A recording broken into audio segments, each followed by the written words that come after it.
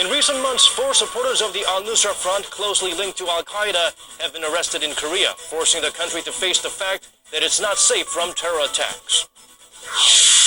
President Park Geun-hye urges lawmakers to cast their differences aside and quickly pass legislation that can affect people's daily lives, including a key anti-terrorism bill. Global oil prices continue to dip. Good news for Korea is that it equates to lower transportation costs and lower import bills, but it could also lead to lower trade volume. Hello, it's very good to have you with us at this hour. I'm Daniel Che. South Korea has deported 3 illegal immigrants so far who had suspected ties to a terrorist group affiliated with al-Qaeda. Song Ji-sun fills us in on what they may have been planning and why it's providing a rude wake-up call for Korea. 3 illegal immigrants with Indonesian nationality have been deported, while a 4th one is being questioned for supporting terrorist group. Korea's spy agency said Tuesday that a 32-year-old Indonesian man was deported last week for violating country's Immigration Control Act. The man, whose identity was not released, was found to support al-Nusra, an al-Qaeda affiliate, and wanted to get involved in jihad. He raised funds for Islamist fighters through a bank account and posted on his Facebook page that he would carry out a suicide bombing attack. Another 32-year-old Indonesian in Chungcheongnam-do province is being questioned by police for possessing a mock M16 rifle and a Bowie knife. He entered the country with a fake passport. In his SNS account, this man vowed to die a martyr, willing to participate in the Syrian war next year. His 2 Indonesian friends, who were also supporters of the same terror group, were deported last month. One of them had been telling people he will die fighting against the US and Russia. Police have revved up investigation on illegal immigrants, but currently there is no law against scheming attacks except for deportation for possessing illegal weapons. Amidst Islamic extremist terror threats spreading around the world, Korean lawmakers are being pressured to pass an anti-terrorism bill. President Park Geun-hye on Tuesday also called on the need to expedite that process, stressing that even the IS know that Seoul has no law against terrorism. 송지선, 아리랑 뉴스. The South Korean president called on lawmakers to swiftly pass a handful of bills that affect people's day-to-day lives. The list includes bills related to the economy as well as ones designed to prevent terrorism. Hwang Sung-hee tells us more. President Park has called for swift parliamentary approval of an anti-terrorism bill, saying it's the only way to prevent terrorism in South Korea. At a cabinet meeting on Tuesday, President Park noted that Seoul cannot fully cooperate with the international community nor exchange intelligence on terrorism without a basic law on the books. 앞으로 상상하기 힘든 테러로 우리 국민들이 피해를 입게 되었을 때 그 책임이 국회에도 있다는 사실을 분명히 말씀드리고 국민들이 그 책임을 물을 것입니다. Following last month's deadly terror attacks in Paris, South Korea's rival parties agreed to begin discussions on passage of the anti-terrorism bill. The country is no safe haven when it comes to Paris, South Korea's rival parties agreed to begin discussions on passage of the anti-terrorism bill. The country is no safe haven when it comes to terrorism. An Indonesian citizen with a forged passport was recently arrested for possible connections to a terrorist group affiliated with al-Qaeda. At the same meeting, President Park urged rival parties to put aside their differences and pass a handful of economy-related bills, including ones on job creation and labor reform. The president warned that lawmakers must act in line with their words to meet the public's expectations. 국회가 말로는 일자리 창출을 외치면서도 행동은 정반대로 노동개혁 입법을 무산시킨다면 국민의 열망은 실망과 분노가 되어 되돌아올 것입니다. With the regular parliamentary session set to end on Wednesday, other bills awaiting the National Assembly's endorsement include one aimed at improving the service sector and another that addresses North Korea's dire human rights situation. Hwang Sang-hee, Arirang News.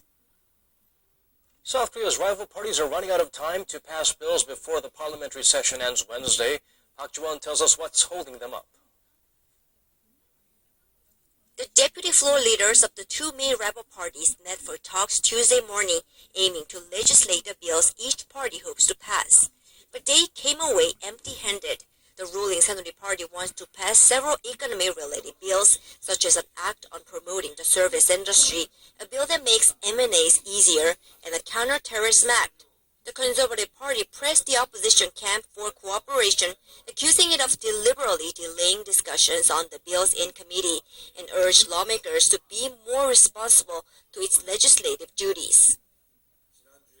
It's very frustrating to see that all the urgent bills for improving the livelihoods of the people, which both parties agreed to pass within this session, haven't been discussed yet. The main opposition New Politics Alliance for Democracy Party, which is also pushing for passage of a number of bills, including one aimed at improving cooperation between conglomerates and small and medium-sized companies, said the economy-related bills promoted by the ruling bloc do not reflect the interests and demands of ordinary people and the middle class.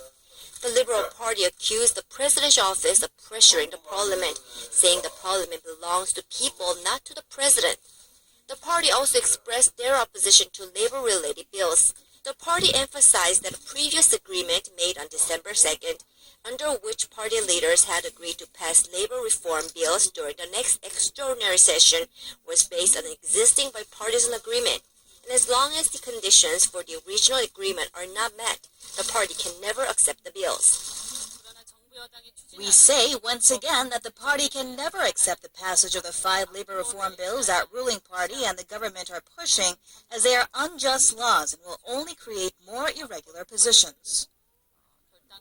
Meanwhile, the ruling party unilaterally submitted a request to convene an extraordinary session on Thursday, right after the regular session ends on Wednesday. Park Ji-won, Arirang News. The South Korean Navy fired warning shots at a Chinese patrol ship for crossing the western maritime border between the two Koreas. Seoul military officials said the intrusion happened Tuesday afternoon when the Chinese vessel sailed across the northern limit line, the de facto maritime boundary in the East Sea. The officials said the Chinese ship retreated after 10 rounds of firing warning shots and 6 warning messages.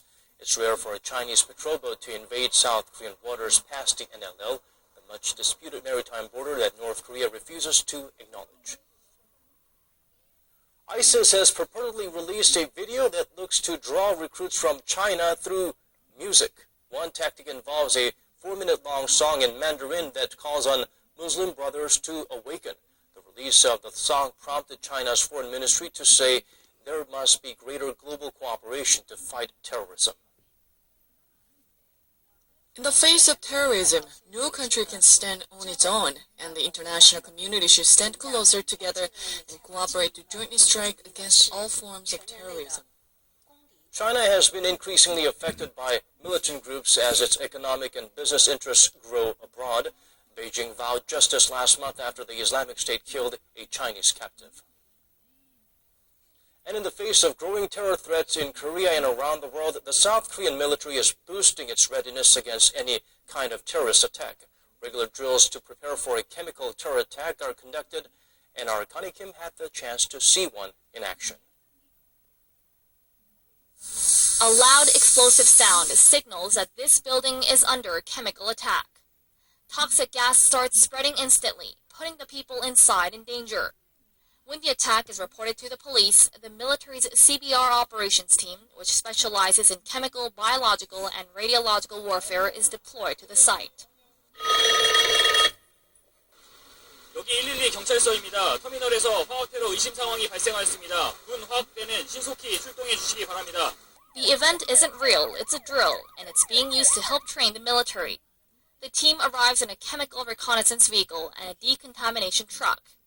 After checking to see whether the site has been contaminated, they get ready to execute decontamination operations. Shortly afterward, a support team arrives on site and hooks up a live video feed of the site to transmit images to the Joint Chiefs of Staff headquarters.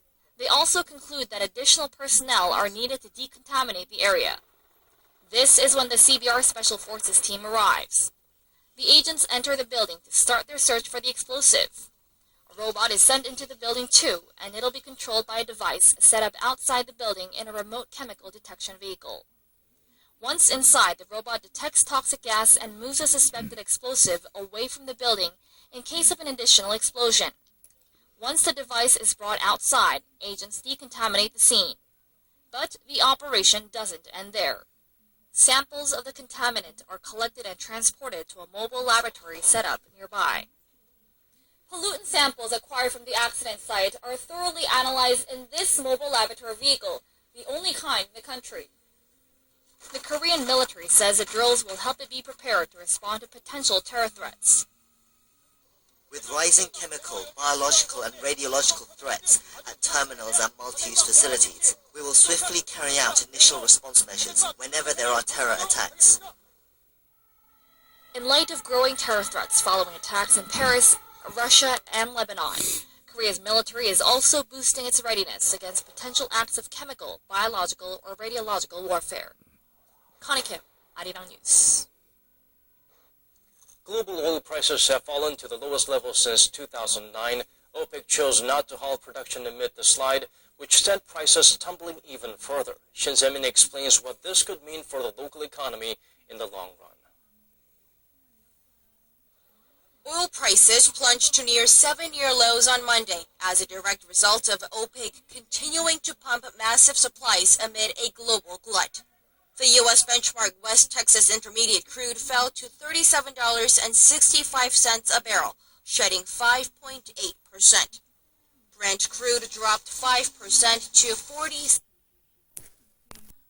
South Korea has been chosen to head the United Nations' leading human rights body for next year.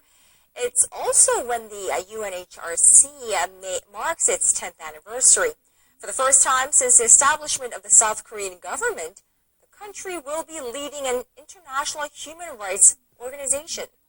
What does it mean for Seoul to chair a human rights body, and what can we expect from the new leadership role? Our Kwon-soa explains. The United Nations Human Rights Council. It's the body responsible for promoting and protecting human rights around the world, and it appointed Korean diplomat Choi Kyung-nim as its president for 2016. Choi is Korea's permanent representative to the UN office in Geneva and will replace current Human Rights Council President Joachim Rücker of Germany. This is the first time Korea has been selected to lead an international human rights organization since Korea's current government was established in 1948. Seoul's Foreign Affairs Ministry says the UN's decision shows that the international community values Korea's achievements toward democratization and its contributions to improving human rights around the world. There are expectations that with South Korea in the seat, it'll enhance the Council's role in dealing with North Korea's record on human rights. Of course, the chairperson of the UN Human Rights Council should represent all 47 member states.